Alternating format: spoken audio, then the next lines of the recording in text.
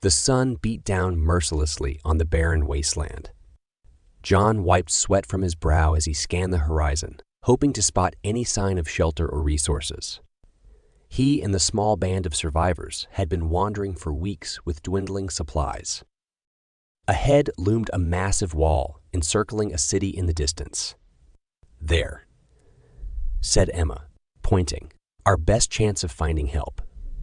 They hurried toward it, keeping alert for any signs of the undead. As they neared the entrance, John's hand drifted to the pistol at his hip. Old habits died hard for the ex-cop, even in this new world. "Stay sharp," he warned. "Who knows what kind of people are holed up in there?" Emma shot him a look, but said nothing. She knew arguing was pointless. They had survived this long sticking together despite their differences, and she wasn't about to jeopardize that now when salvation could be so close. Reaching the gates, they were stopped by armed sentries. "State your business," demanded one gruffly. "We're seeking refuge," said Emma calmly. "We have skills to offer in exchange." The men conferred, then waved them through, but not before patting them down thoroughly. Inside, they found a sprawling yet dilapidated city. People milled about like ghosts, hollow-eyed and gaunt. At the center loomed an imposing stone fortress. "This is no refuge," muttered John. "These people are prisoners." Emma shushed him as two men approached. "Greetings. I'm Daniel," said one. "This is Samir. We lead the resistance." John tensed, but held his tongue. "We've been expecting you," Daniel continued. "Come, there's much to discuss." They followed the men to a hidden safe house where other rebels met in secret. Over meager rations, Daniel explained how their dictator Roman kept the populace oppressed through public games. "He pits survivors against the infected for entertainment," Samir said grimly. John scoffed. "Barbaric. You should rise up and take back your city by force." Murmurs of dissent arose until Emma interjected. "Violence often breeds more violence. A strategic plan is needed to minimize casualties." Daniel nodded. "That is why we contacted you. With your skills and experience, we believe together we can spark a rebellion without bloodshed." John frowned, but said nothing more as plans were laid. That evening, they attended the games as observers to learn Roman's defenses. As the crowd cheered, infected were unleashed into an arena, holding terrified citizens. John watched in disgust as some were torn apart before his eyes. This had to end, one way or another. The city streets were eerily quiet as night fell. John and the others made final preparations with the resistance at the safe house. Emma checked their supplies while Samir went over evacuation routes with Daniel. John cleaned his pistol, lost in thought. This plan was risky, relying on too many variables. As a cop, he believed in control and order. But he saw the desperation in these people. They deserved a chance at freedom. Emma sensed his unease. "We can't sit by and do nothing," she said gently. "Their lives are in our hands now. We have to believe in each other." John nodded, holstering his weapon. "You're right. I'm with you till the end." Daniel joined them, face grim. "It's time." They followed him through back alleys to the city center, keeping to shadows. Looking up at Roman's fortress, John was filled with a cold fury. "No more will you terrorize these people," he vowed silently. As they took positions, Daniel gave the signal.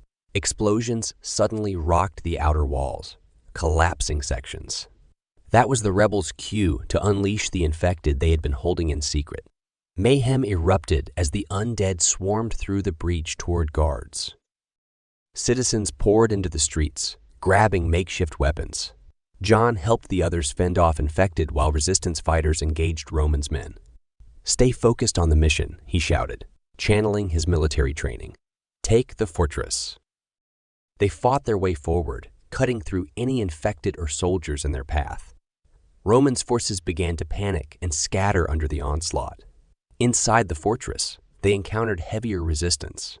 John and Samir took point, clearing rooms methodically. A scream rang out. Emma had been cornered by infected. John rushed to her side, gunning them down with ruthless efficiency. "Are you hurt?" he asked gruffly, trying to hide his concern. She shook her head, eyes bright with emotion. "Thank you." Pushing ahead, they finally located Roman on his balcony, directing remaining troops. "The people have risen. Fool! Surrender or die," John challenged. Roman sneered and drew his sword. "Then come claim your city, dog." He leapt at John with inhuman speed. Their blades clashed in a deadly dance. Roman was a skilled fighter, but John's training and fury gave him an edge. After wearing the warlord down, he disarmed him at last. "It's over," he said coldly. Roman fell to his knees, defeated. Citizens flooded the balcony, cheering for their liberators. But amid the celebration, a shot rang out. Samir clutched his side, blood seeping between his fingers. John whirled to see a last surviving soldier take aim again. With lightning reflexes, he threw himself in the path of the bullet. As darkness closed in, he saw Emma tending to Samir and smiled. The city was free at last. The aftermath of the rebellion was chaotic. Emma worked tirelessly to treat the wounded with the meager medical supplies available. Despite her efforts, infection claimed some lives. Samir recovered thanks to her skills, but grieved for fallen comrades. The people began rebuilding under resistance leadership as word spread of their victory. Roman's surviving men surrendered, and the citizens' spirits lifted in their newfound freedom. Emma took John's body to be laid to rest with honors. Though his prejudices caused friction, he ultimately redeemed himself through his final selfless act. She said, a quiet farewell, grateful for his role in their struggle. There was still work to be done. A few days later, Emma called a meeting in the safe house. Daniel and Samir listened intently as she revealed her discovery. A hidden lab under Roman's fortress containing research on the infected virus and even a possible cure. But without the scientist who created it, the formulas were gibberish. "We need more resources to continue the work," she said.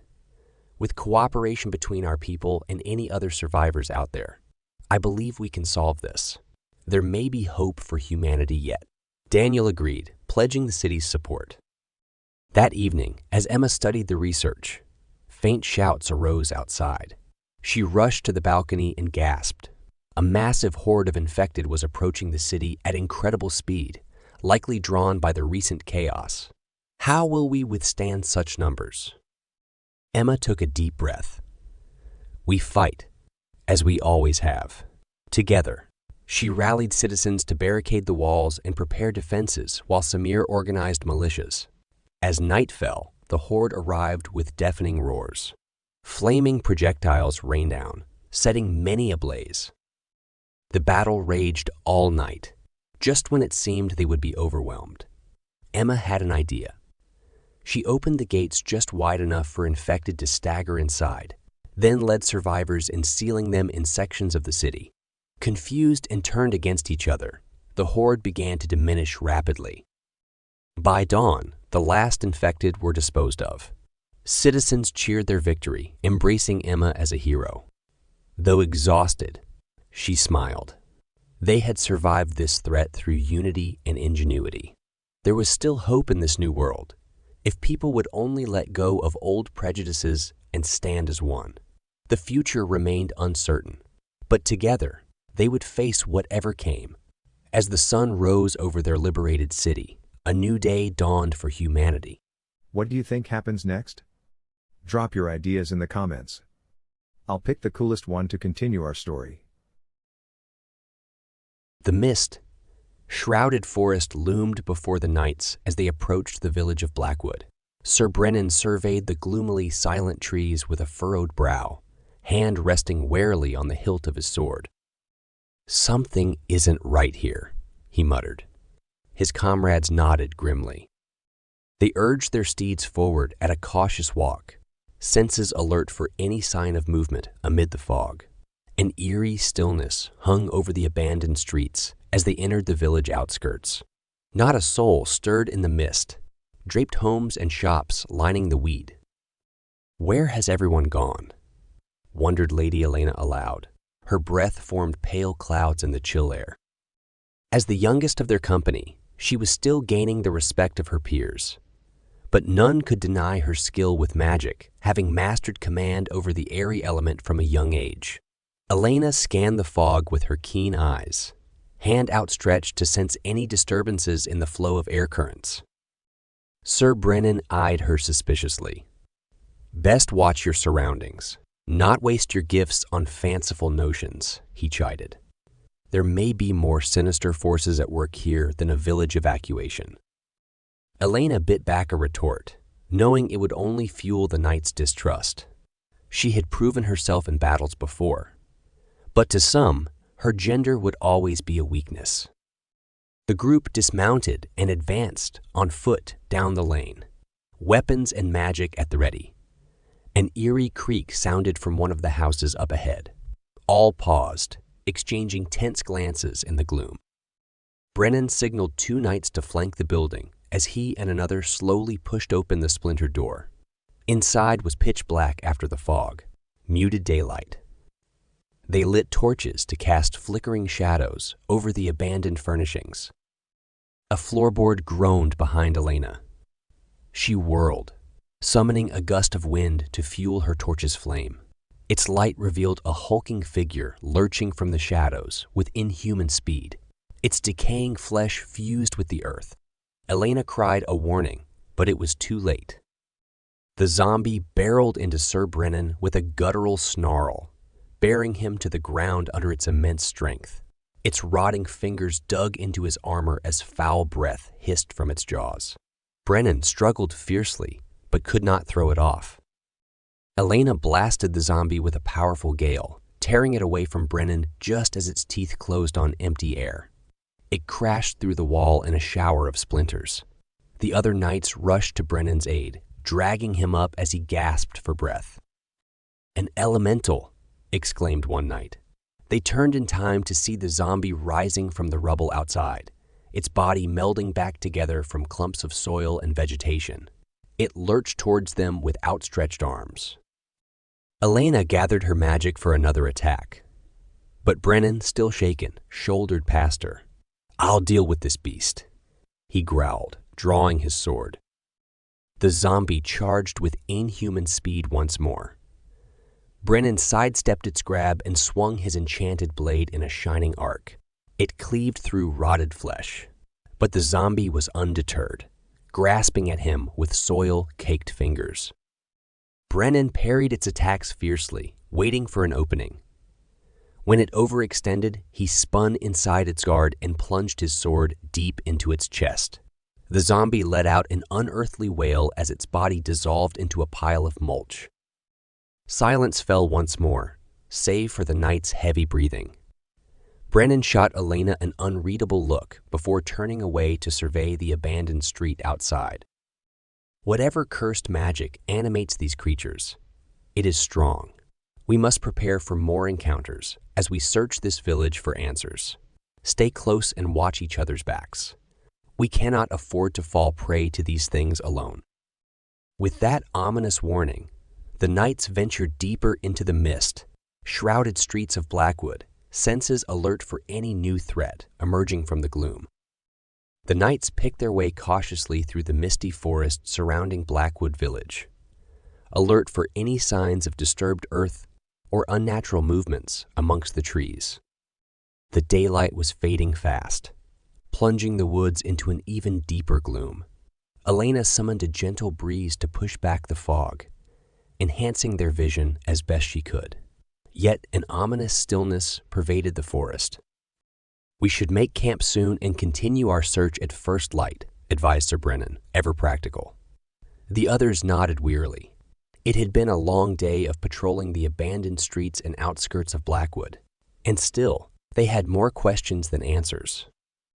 As the group began selecting a suitable clearing, Elena's breeze detected an odd disturbance in the air currents ahead. "Wait," she warned, holding up a hand. Her comrades froze, following her gaze into the mist.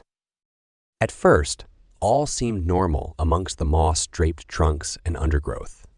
Then, a flicker of movement. Two dark shapes launching from the boughs with inhuman speed and agility. "Ambush! Elementals in the trees!" shouted Brennan, drawing his sword just as the first airborne zombie descended upon them with claws outstretched. Its decaying flesh had taken on the aspect of wind, wispy and translucent. It slammed into one knight with a force that sent him crashing to the dirt, his armor rent by razor-sharp air currents. Elaina blasted the zombie with a gale, force blast, peeling it away from its prey. But now more were coming, at least 4 of the creatures swooping through the misty woods with preternatural speed and accuracy. The knights stood back to back, weapons and magic at the ready, as the air elementals circled like vultures. "Stay together and watch each other's flanks," ordered Brennan above the howl of wind. One knight was not so lucky. A zombie darted in and bore him to the ground before anyone could react, its claws raking his flesh. Elaina tried to pull it off, but another elemental intercepted her, buffeting her with cyclonic force. She was thrown clear of the group, crashing through foliage to land hard in a clearing beyond. Dazed, Elaina struggled to stand as the 2 zombies closed in, sensing her vulnerability. Through the haze, she saw the first knight had already fallen to his wounds. 2 more fought for their lives against 3 air elementals. She was alone, cut off from aid, with death bearing down on spectral wings. Elaina gathered her wits and what magic she had left, summoning a whirlwind to stall the zombies' approach. But she knew it would not hold them for long. Desperate, she scanned the misty woods for anything that could turn the tide. A flash of movement. Sir Brennan, emerging silently from the fog like a wraith. He had followed her, sword in hand, and now took in the situation with a warrior's keen eye. Their eyes met across the clearing. For a moment, uncertainty flickered in his gaze. Then Brennan charged with a wordless battle cry, hacking into the first zombie's wispy form. Elaina took the opportunity to blast it with a concentrated gale, shredding the decaying flesh. Working as a team, they felled the creature. But the second was upon them before they could regroup, bearing Elaina down under its claws. She grappled with the elemental, feeling its icy touch sapping her strength.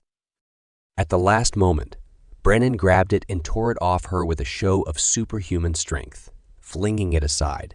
Elaina rolled free, gathering the last of her magic.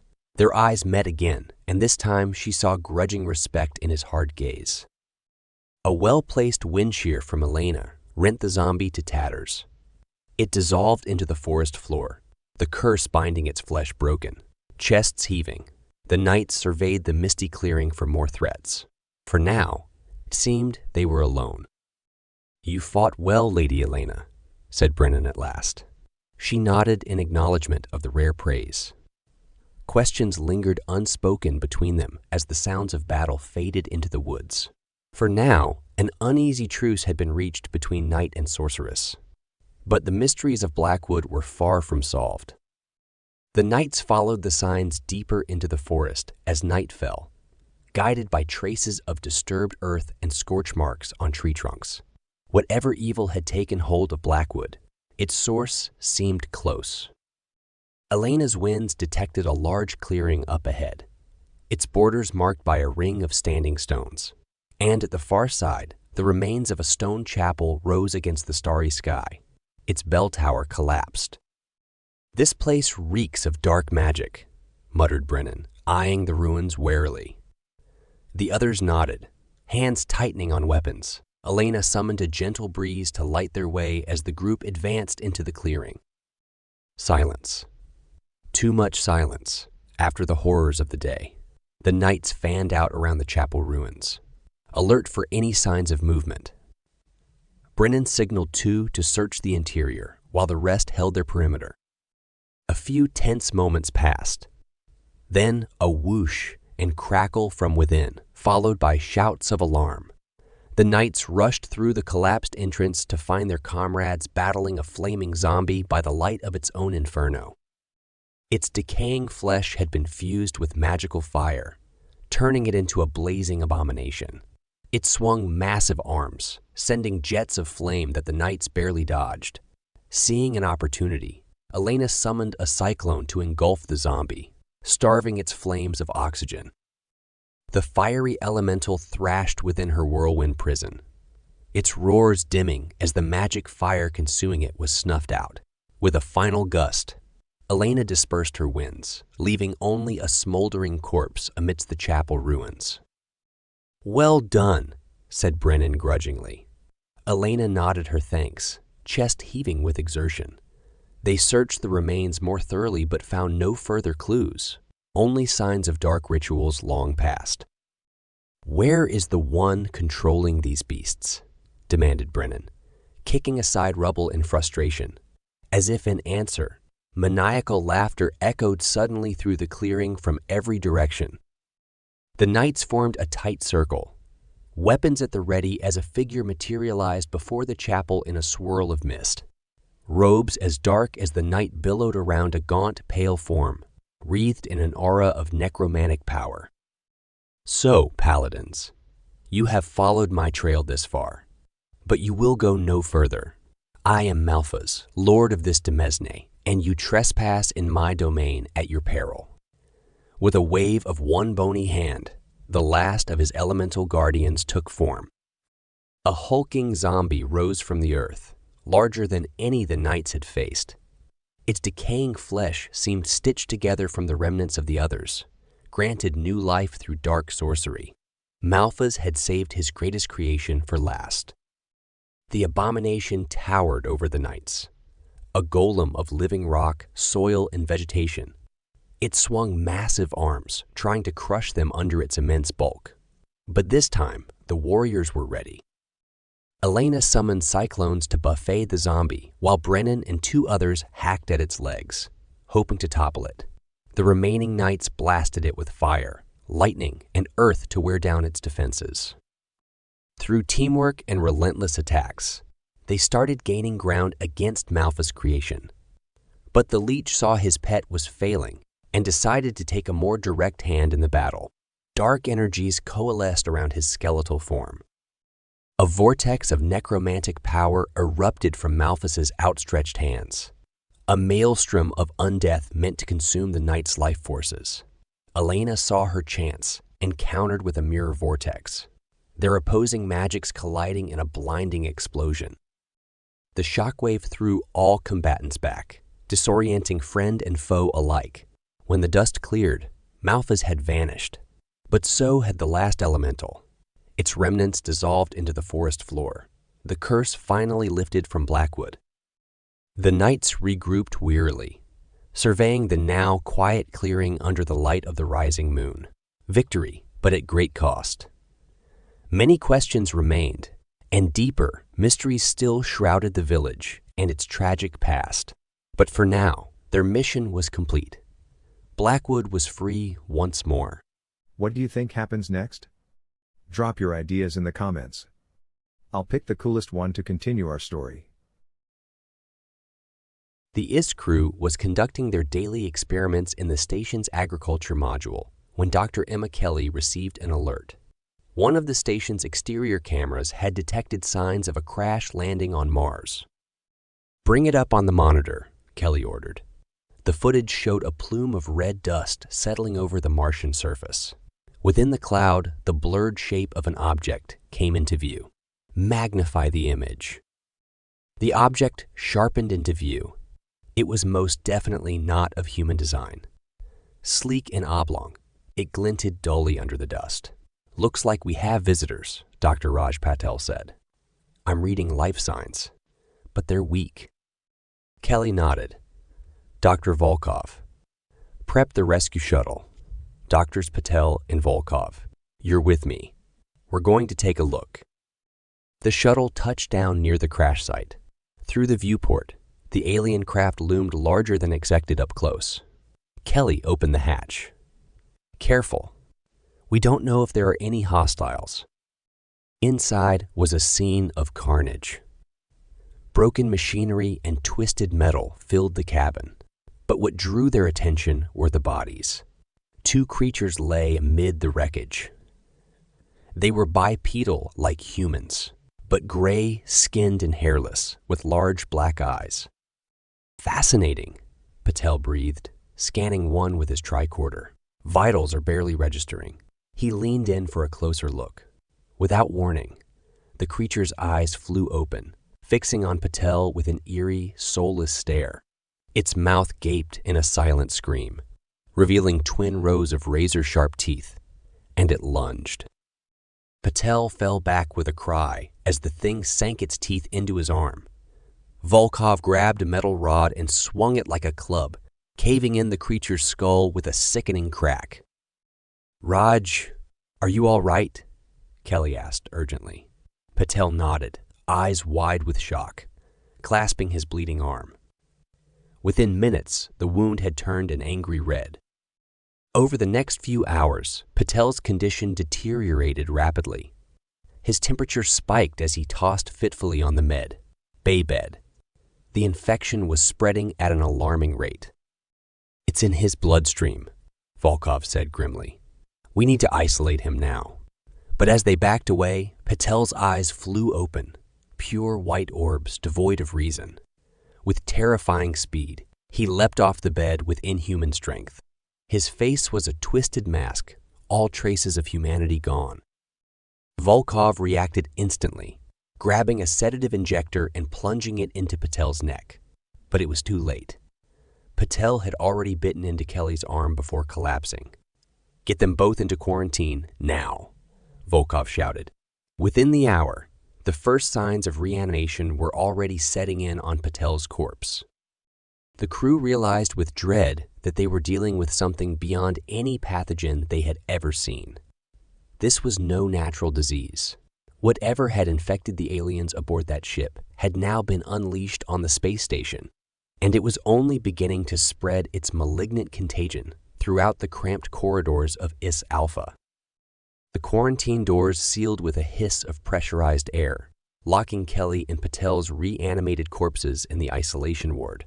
But it was already too late. Volkov watched the security feed in horror as Kelly twitched, then jerkily rose to her feet. Her eyes were blank white orbs, face a mask of primal hunger. Across the room, Patel also stirred with unnatural jerks. "We need to evacuate," Volkov said urgently into the comm. But his words were cut off by a scream from the habitation module. 2 crew members had been attacked in the hydroponics bay. Volkov raced through the corridors, passing a gruesome scene in the med bay. The infected crew members were in the throes of reanimation, thrashing violently against their restraints as medics backed away in terror. He arrived to find the hydroponics bay doors sealed from the inside. Banging sounds and muffled screams echoed within. With a grim look, Volkov overrode the lock and swung the doors open, revealing a nightmare. The bay was a slaughterhouse. Shredded plant pods and soil were scattered everywhere, stained red. The infected crew members had been feeding, driven to a frenzied bloodlust by their condition. Volkov raised his stunner and fired twice, dropping the reanimated corpses.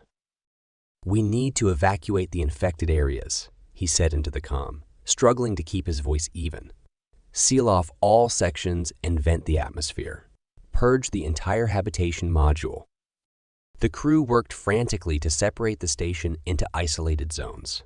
Within an hour, emergency blast doors had segmented the structure into the command module, habitation, engineering, and agriculture zones. Volkov watched the pressure gauges as the habitation module was purged of air. After several tense minutes, the infected reanimated forms within collapsed as the atmosphere escaped into space. But it was just the beginning. Over the next day, 2 more attacks occurred in the command module before the infected could be isolated. The crew was panicking, lashing out in fear and paranoia. "We don't even know how it's spreading," said Navigator Singh. Volkov had a grim suspicion. He examined the station schematics, noticing how the ventilation system connected all pressurized areas.